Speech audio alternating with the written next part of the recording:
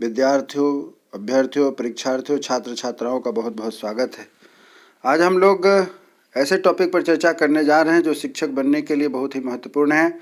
खास करके जब हम शिक्षक बनने चाह रहे हैं तो ऐसी स्थिति में बालक के बारे में, बालकों के विकास के बारे में, बच्चों की साइकोलॉजी के बारे में, इस विषय पर हमें बृहद जानकारी होनी चाहिए और उसका शिक्षा शास्त्र क्या है, कैसे है, इस पर हम लोग बात करेंगे। साथ ही साथ आज हम उन टॉपिक पर चर्चा करेंगे जो सभी परीक्षाओं में इससे क्वेश्चन मिलता है। खास करके जो शिक्षक बनने की तैयारी कर रहे हैं, अर्थात चाइल्ड साइकोलॉजी CDP का आपका शिक्षण शास्त्र तथा बाल विकास पर आधारित कुछ प्रश्न हैं जो कि सभी परीक्षाओं में पूछे जाते हैं। मैं उम्मीद करता हूं कि आप हमारे इस YouTube चैनल को आखिरी तक देखें, जिससे कि आपकी जो होने वाली परीक्षा है, आने वाली जो परीक्षा है, उसमें आपके लिए काफ़ी मददगार साबित सिद्ध होगा। यह जो परीक्षा होने वाली है जिसमें आप अस्थायी शिक्षक बनेंगे, उसके लिए यह CDP का बहुत ही महत्वपूर्ण पोर्शन है और इसमें जो भी प्रश्न आएंगे लगभग सभी प्रश्न किसी न किसी परीक्षा में पूछे गए हैं। एक प्रकार से यूँ मैं कहूँ कि यह आपके लिए CDP का निचोड़ है क्वेश्चन, जिससे कि आप तैयारी में अपना इसका प्रयोग कर सकते हैं, इसको देख सकते हैं। चलिए बात को आगे बढ़ाते हैं, अपनी पढ़ाई को आगे बढ़ाते हैं, प्रैक्टिस को आगे बढ़ाते हैं। और आपको आगे बढ़ने से पहले एक मैं रिक्वेस्ट करता हूं कि यदि आप हमारे इस YouTube चैनल पर नए हैं तो कृपया हमारे इस चैनल को सब्सक्राइब करें, जिससे कि आपके परीक्षा के उपयोगी संबंधित जो भी मैं स्टडी मटेरियल लेकर आपके पास आऊं, आप उसका पूरा लाभ ले सके और उसका इंटीमेशन आपके पास सबसे पहले आए। चलिए आगे बढ़ाते हैं अपने इस टॉपिक को और आपसे इस क्वेश्चन को मैं रिपीट करता हूं और आप अपने मानसिक संज्ञान के आधार पर देखेंगे कि आप इसका कितना उत्तर जानते हैं। चलिए प्रैक्टिस के लिए तैयार हो जाएं। शिक्षण अधिगम की सूचना प्रक्रिया जो सीखने के सिद्धांत के लिए सैद्धांतिक रूप से संबंधित है। मैं रिपीट करता हूं, शिक्षण अधिगम की सूचना प्रक्रिया जो सीखने के सिद्धांत के लिए सैद्धांतिक रूप से संबंधित है, उसे क्या कहते हैं? संज्ञानात्मक सिद्धांत कहते हैं। एक दूसरा प्रश्न है, अगला प्रश्न है, एक 16 वर्षीय किशोर की मानसिक आयु 15 वर्ष है। 16 वर्षीय किशोर की मानसिक आयु 15 वर्ष है, तो वह किस श्रेणी में आएगा? किस श्रेणी में आएगा? औसत बुद्धि की श्रेणी में आएगा। अगला पॉइंट है कि व्यक्तित्व से संबंधित प्रश्न आविष्कारिक किसने बनाई? व्यक्तित्व से संबंधित प्रश्न प्रथम आविष्कारिक किसने बनाई? तो वुडवर्थ ने बनाई। अगला प्रश्न है, कौन सी व्यक्तित्व के स्वप्रतिवेदन का मापक है? कौन सी व्यक्तित्व के स्वप्रतिवेदन का मापक है? MMPI। अगला पॉइंट को हम लोग देखते हैं। किशोरावस्था के दौरान विकासात्मक परिवर्तनों के फलस्वरूप होने वाली एक मुख्य समस्या है।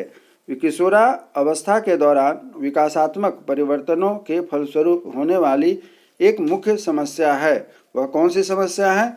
समायोजन की कमी, अर्थात एडजस्टमेंट की कमी। बच्चे किशोरावस्था में जल्दी एडजस्ट नहीं कर पाते हैं। अगला प्रश्न है, किस आयु काल में मानसिक विकास उच्चतम विकास तक पहुंच जाता है? अर्थात जो हमारी मानसिक आयु है, मानसिक विकास है, वह उच्चतम तक पहुंच जाता है, तो वह आयु सीमा है 15 से 20 वर्ष। शारीरिक विकास की गति कौन सी अवस्था में अत्यधिक कम हो जाती है? शारीरिक विकास की गति कौन सी अवस्था में अत्यधिक कम हो जाती है? तो वह अवस्था होती है बाल्यावस्था। अगला टॉपिक है, समाज में लोगों के द्वारा सबसे ज़्यादा नियंत्रित द्वंद्व है। समाज में लोगों द्वारा सबसे ज़्यादा नियंत्रित द्वंद्व है। उत्तर होगा उपागम परिहार द्वंद्व। उपागम परिहार द्वंद्व। अगला पॉइंट है, बुद्धि का त्रिआयामी सिद्धांत किसने दिया? बुद्धि का त्रिआयामी सिद्धांत किसने दिया? गिलफोर्ड ने। अगला पॉइंट है, बुद्धि का संबंध किस चिंतन से है? बुद्धि का संबंध किस चिंतन से है? उत्तर होगा अभिसारी। अगला पॉइंट है, अशाब्दिक बुद्धि परीक्षण का उपयोग किया जाता है। अशाब्दिक बुद्धि परीक्षण का उपयोग किया जाता है? उत्तर होगा अशिक्षित वर्ग के व्यक्तियों के लिए। अगला बिंदु है, अगला पॉइंट है, दार्शनिक, साहित्यकार, कवि, डॉक्टर बनने के लिए किस प्रकार की बुद्धि आवश्यक होती है? दार्शनिक, साहित्यकार, कवि, डॉक्टर बनने के लिए किस प्रकार की बुद्धि की आवश्यकता होती है? तो अमूर्त बुद्धि की आवश्यकता होती है। अगला पॉइंट है, विभिन्न वस्तुओं के मध्य समानता अथवा भिन्नता को समझने की योग्यता को गिलफोर्ड ने क्या नाम दिया है? विभिन्न वस्तुओं के मध्य समानता अथवा भिन्नता को समझने की योग्यता को गिलफोर्ड ने क्या नाम दिया है? उसका नाम दिया है संबंध। अगला पॉइंट है, गार्डनर के बहुबुद्धि सिद्धांत के अंतर्गत स्थानिक चित्रों को मानसिक रूप से परिवर्तित करने की क्षमता कहलाती है। गार्डनर के बहुबुद्धि सिद्धांत के अंतर्गत स्थानिक चित्रों को मानसिक रूप से परिवर्तित करने की क्षमता कहलाती है। क्या कहलाती है? स्थानिक बुद्धि। व्यक्ति, अगला बिंदु है, व्यक्ति के जन्म से परीक्षा देने के समय तक की आयु कहलाती है। क्या कहलाती है? फिर से प्रश्न है, व्यक्ति के जन्म से परीक्षा देने समय तक की आयु की अवधि को क्या कहते हैं? वास्तविक आयु कहते हैं। अगला पॉइंट है, भौतिक वस्तुओं की कार्यप्रणाली को समझना एवं उसका संचालन करना किस प्रकार की बुद्धि का कार्य है? भौतिक वस्तुओं की कार्यप्रणाली को समझना एवं उसका संचालन करना किस प्रकार की बुद्धि का कार्य है? मूर्त बुद्धि का। अगला पॉइंट है, विशिष्ट योग्यताओं की प्रकृति होती है। विशिष्ट योग्यताओं की प्रकृति होती है। क्या? अर्जित। अगला पॉइंट है, किसी 10 वर्षीय बालक की मानसिक आयु 14 वर्ष है तो वह कहलाएगा। किसी 10 वर्ष की आयु बालक की आयु 14 वर्ष है तो वह क्या कहलाएगा? प्रतिभाशाली बालक कहलाएगा। अगला पॉइंट है, एक 11 वर्षीय बालक जिसकी मानसिक आयु 10 वर्ष है किस श्रेणी में आएगा? एक 11 वर्ष की आयु वाला बालक जिसकी मानसिक आयु 10 वर्ष है, इस श्रेणी में, किस श्रेणी में वह बच्चा आएगा? औसत आयु में। अगला पॉइंट है, गिलफोर्ड के बुद्धि संबंधित मॉडल में कौन सा आयाम नहीं है? गिलफोर्ड के बुद्धि संबंधी मॉडल में कौन सा आयाम नहीं है? विशिष्ट तत्व का आयाम नहीं है। अगला पॉइंट है, हमारे मस्तिष्क का भार शरीर के कुल भार का कितना प्रतिशत होता है? हमारे मस्तिष्क का भार शरीर के कुल भार का कितना प्रतिशत होता है? 2.35%। अगला पॉइंट है, गर्भावस्था में मस्तिष्क का विकास होता है। कितना होता है? फिर से रिपीट करता हूँ, गर्भावस्था में मस्तिष्क का विकास होता है। कितना? 14वें सप्ताह में विकास होता है। अगला पॉइंट है, कौन सी व्यक्तित्व मानव मापन की व्यक्तिनिष्ठ विधि है? कौन सी व्यक्तित्व मापन की व्यक्तिनिष्ठ विधि है? उसे उत्तर है प्रश्नावली। अगला प्रश्न है, कागज पेंसिल विधि तथा स्वपरीक्षण विधि है।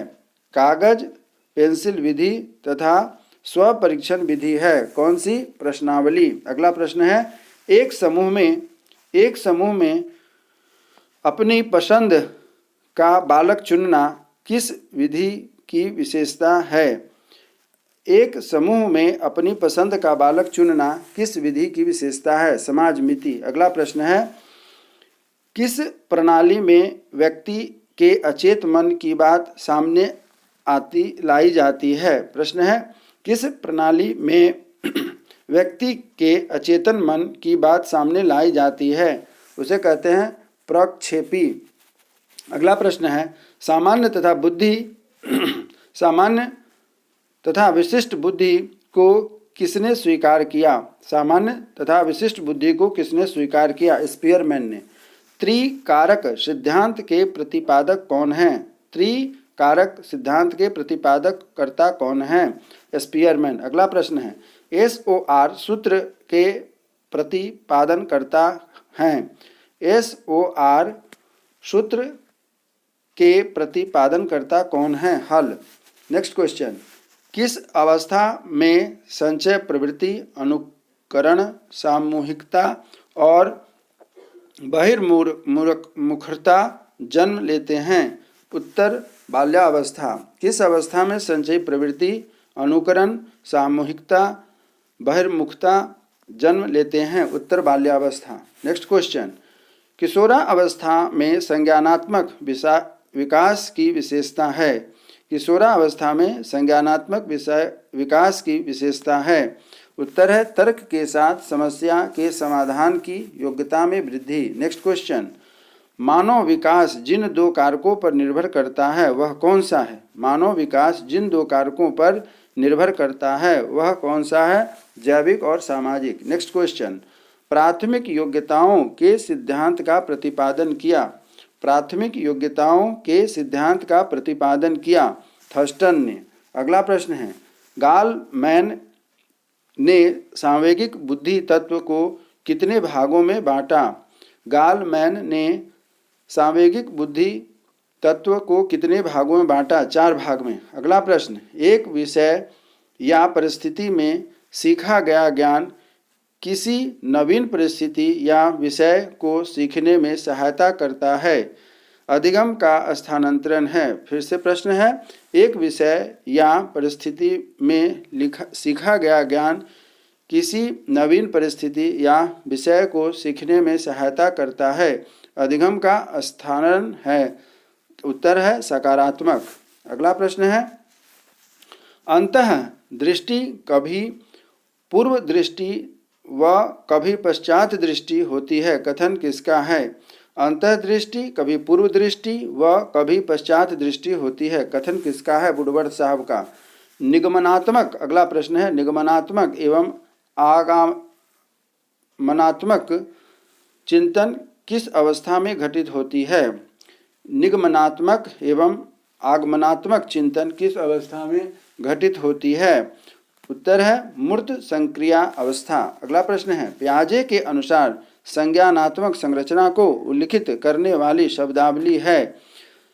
पियाजे के अनुसार संरचनात्मक संरचना को उल्लिखित करने वाली शब्दावली को कहते हैं स्कीमा। नेक्स्ट क्वेश्चन है, स्पीयरमैन के सिद्धांत के अनुसार विशिष्ट योग्यता अनेक एवं एक दूसरे से स्वतंत्र होती है। अगला प्रश्न है, प्रज्ञा संरचना सिद्धांत के अंतर्गत बुद्धि निर्माण में कारकों की संख्या कितनी है? 180। प्रज्ञा संचार संरचना सिद्धांत के अंतर्गत बुद्धि निर्माण में कारकों की संख्या कितनी है? 180। अगला प्रश्न है, विभिन्न वस्तुओं और विचारों के बीच जटिल संबंधों को समझाने की मानसिक क्षमता ही बुद्धि है। बुद्धि का यह सिद्धांत किसने दिया था? विभिन्न वस्तुओं और विचारों के बीच जटिल संबंधों को समझाने की मानसिक क्षमता ही बुद्धि है। बुद्धि का यह सिद्धांत का प्रतिपादन किसने किया था? थर्स्टन ने। अगला प्रश्न, बुद्धि ज्ञान अर्जन की क्षमता है। बुद्धि ज्ञान अर्जन की करने की क्षमता है, किसने कहा था? वुडरो ने। अगला प्रश्न है, पियाजे अनुमोदन करते हैं कि ऑपरेशनल अवस्था में बच्चे याद रखने में असमर्थ होते हैं। बच्चे याद रखने में असमर्थ होते हैं। इनमें से किसे इन्होंने इस असमर्थता के लिए जिम्मेदार माना है? उत्तर है पलावटी चिंतन अयोग्यता। अगला प्रश्न है, मोटा कॉग्निशन अर्थात संज्ञान की प्रक्रिया किस पर आधारित है? मोटा कॉग्निशन अर्थात संज्ञान की प्रक्रिया किस पर आधारित है? अपने कार्यों एवं शक्तियों के प्रति स्वसंज्ञान पर। अगला प्रश्न है, ज्ञान रचनात्मक सिद्धांत आधारित शिक्षण का आधार है। ज्ञान रचनात्मक सिद्धांत आधारित शिक्षण का आधार क्या है? स्वयं सीखना। अगला प्रश्न है, मानसिक रूप से स्वस्थ छात्रों में कौन सा सबसे महत्वपूर्ण कारक है? मानसिक रूप से स्वस्थ छात्रों में कौन सा सबसे महत्वपूर्ण कारक है? आत्म अनुभूति। अगला प्रश्न है, थॉर्नडाइक का बुद्धि संबंधित सिद्धांत है। थॉर्नडाइक का बुद्धि संबंधित सिद्धांत है बहुतत्व सिद्धांत। अगला प्रश्न है, 25 बुद्धि लब्धि को कहते हैं। 25 बुद्धि लब्धि किसे कहते हैं? जड़ बालक को। अगला प्रश्न, बुद्धि के समूह कारक तत्व सिद्धांत के प्रणेता हैं। बुद्धि के समूह कारक तत्व सिद्धांत के प्रणेता कौन है? थर्स्टन। अगला प्रश्न है, अपसारी चिंतन, अभिसारी चिंतन, संज्ञान, स्मृति व मूल्यांकन के आधार पर गिलफोर्ड ने बुद्धि को 5 मानसिक क्षमताओं में बांटा है। वह कौन सा है? संक्रिया का सिद्धांत। फ्रेम्स ऑफ माइंड बहुबुद्धि, फ्रेम्स ऑफ माइंड बहुबुद्धि में बहुबुद्धि सिद्धांत प्रस्तुत किया है। किसने? गार्डन ने। फ्रेम्स ऑफ माइंड बहुबुद्धि में बहुबुद्धि सिद्धांत प्रस्तुत किया है। किसने? गार्डन ने। बुद्धि लब्धि मापन के जन्मदाता हैं। बुद्धि लब्धि मापन के जन्मदाता हैं कौन? बीने। बहुविध बुद्धि सिद्धांत के अनुसार सभी प्रकार के पशुओं, खनिजों और पेड़ पौधों को पहचानने व वर्गीकरण की योग्यता क्या कहलाती है? प्राकृतिक बुद्धि। अगला प्रश्न, क्या होता है जब लक्ष्य की दिशा में प्रगति अवरुद्ध हो जाती है और अनवरत अंतर्निहित तनाव अनसुलझे रहते हैं? उसे क्या कहते हैं? कुंठा। सृजनात्मक सोच की एक महत्वपूर्ण विशेषता है। सृजनात्मक सोच की एक महत्वपूर्ण विशेषता है अपसारी चिंतन। एक आदमी अपने बॉस का गुस्सा अपने बच्चे पर निकालता है। यह निम्नलिखित में से किसका उदाहरण है?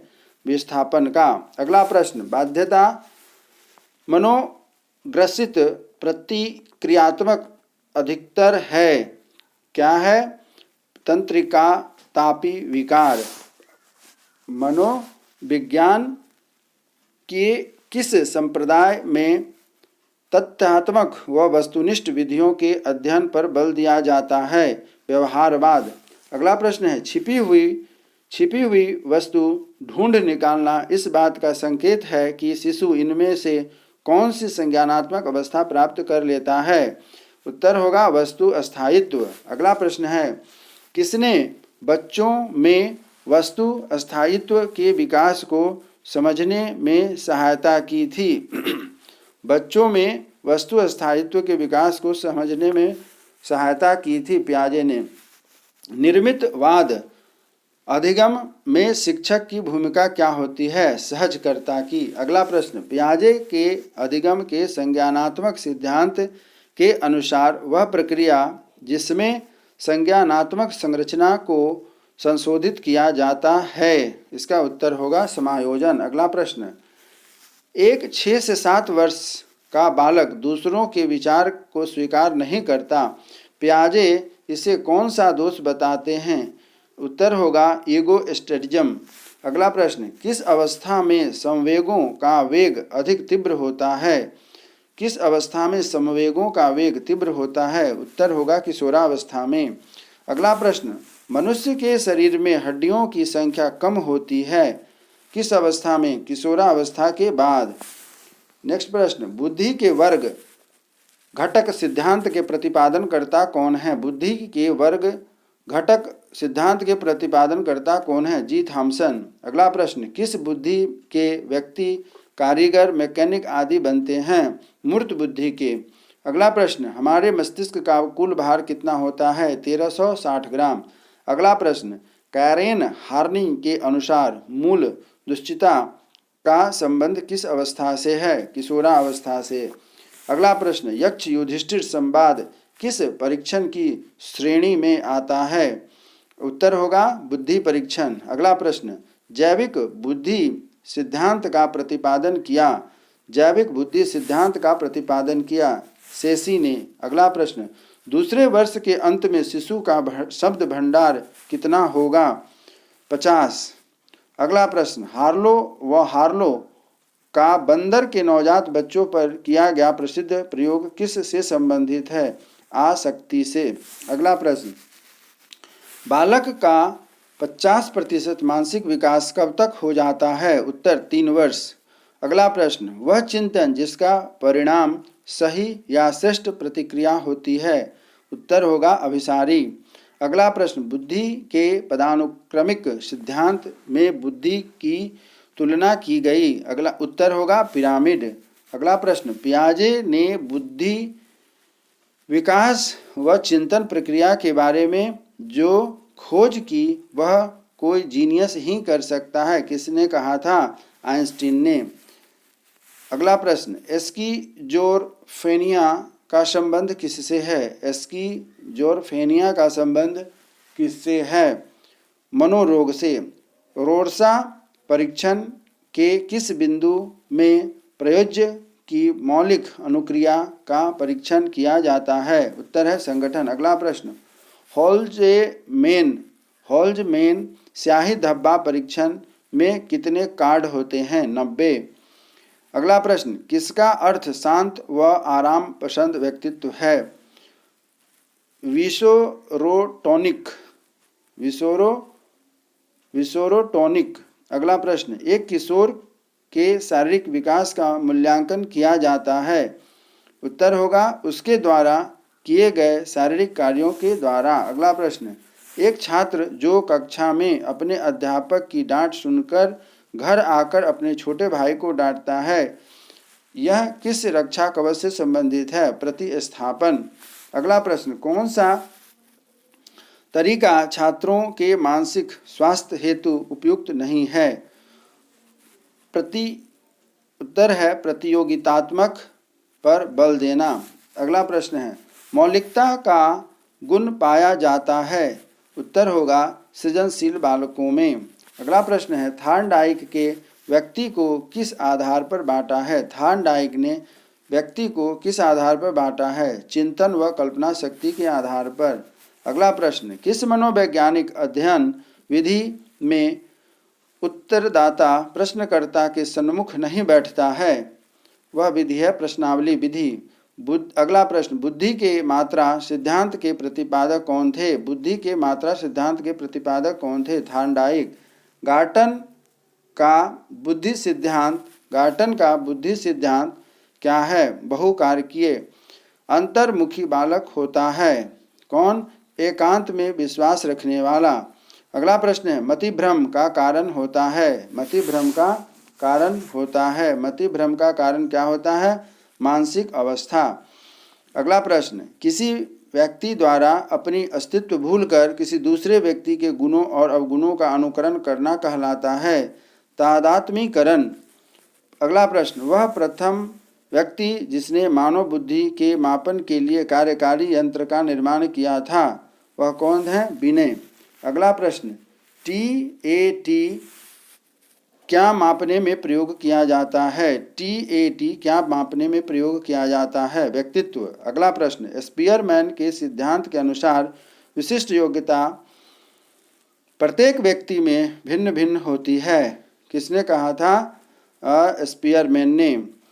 अगला प्रश्न, ब्रूनर ने ज्ञानात्मक विकास को किस अवस्था में बांटा है? 3 अवस्था में। पोर्टियस भूल भुलैया टेस्ट किस आयु के बालकों में प्रयुक्त की जाती है? पोर्टियस भूल भुलैया टेस्ट किस आयु के वर्ग के बच्चों में की जाती है? तो 3 से 14 वर्ष। एक बालक जिसकी बुद्धि लब्धि 105 है। अगला प्रश्न है, एक बालक जिसकी बुद्धि लब्धि 105 है उसे वर्गीकृत किया जाएगा सामान्य में। व्यक्तित्व मापन की प्रक्षेपी विधि में प्रेरक किस प्रकार का होना चाहिए? अस्पष्ट। किस अवस्था में बालक अपने समकक्षी वर्ग के सक्रिय सदस्य बन जाते हैं? किस अवस्था में बालक अपने समकक्षी वर्ग के सक्रिय सदस्य बन जाते हैं? बाल्यावस्था में। अगला प्रश्न, सभी अवस्थाओं में संबंधित विकासात्मक पाठ किसने बनाए हैं? हेनिंग प्रोस्ट ने। अगला प्रश्न, संवेगात्मक और सामाजिक विकास साथ साथ चलता है, कथन किनका है? क्रो एंड क्रो का। सामान्य बुद्धि बालक प्रायः किस अवस्था में बोलना सीख जाते हैं? 11 माह में। विकास का पहलू नहीं है, कौन सा? राजनीतिक विकास का पहलू नहीं है। अगला प्रश्न, बाल्यावस्था को मिथ्या परिपक्वता किसने कहा? बाल्यावस्था को मिथ्या परिपक्वता किसने कहा? रास ने। व्यक्तित्व के कारकों पर आधारित 32 PF प्रश्नावली किसने बनाई है? आइजेंक। मित्रों, मैं उम्मीद करता हूँ कि आपको यह जो क्वेश्चनों की सीरीज़ दी जा रही है आप इसका लाभ लेंगे, और इसी उम्मीद के साथ कि आप इसे तैयारी करके अगले अपनी परीक्षा में अच्छे अंक प्राप्त कर सके। शुभकामना के साथ मैं आज का इस टॉपिक को समाप्त करता हूँ। अगले टॉपिक में फिर नए टॉपिक के साथ, नई विशेषताओं के साथ आपके साथ उपस्थित होऊंगा। तब तक के लिए जय भारत, जय।